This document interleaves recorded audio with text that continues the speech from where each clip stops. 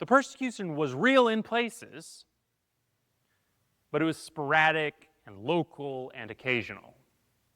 It was never empire-wide, like a campaign of extermination that some of the stories you might hear suggest. That's the historical record.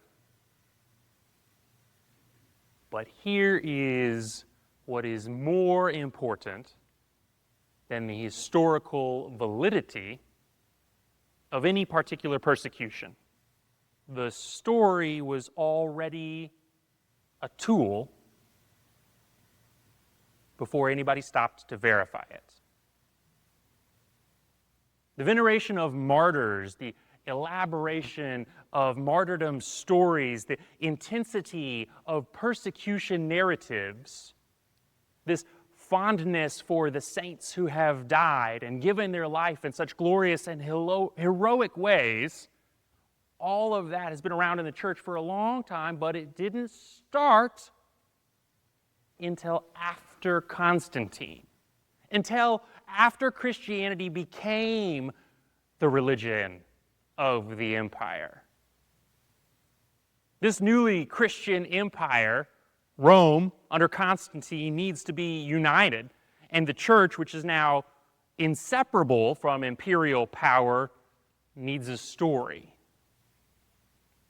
So these stories of martyrdom and suffering and oppression, they become the mortar used to compound the empire's strength. They create for the empire an us and them kind of scenario. They coalesce any anger that exists among the people into a sad, twisted sort of righteous fear.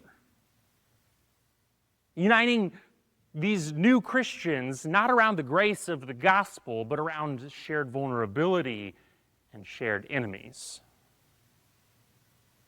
And in far too many instances, as we already touched on, as this pattern repeats across centuries, the Jews become the scapegoat. They're the chosen villains of a story that's designed to hold power together. And so we see this metaphorical stained glass image of Stephen getting bigger, the halo getting brighter, and the rubble, the truth, that stays underneath is hidden.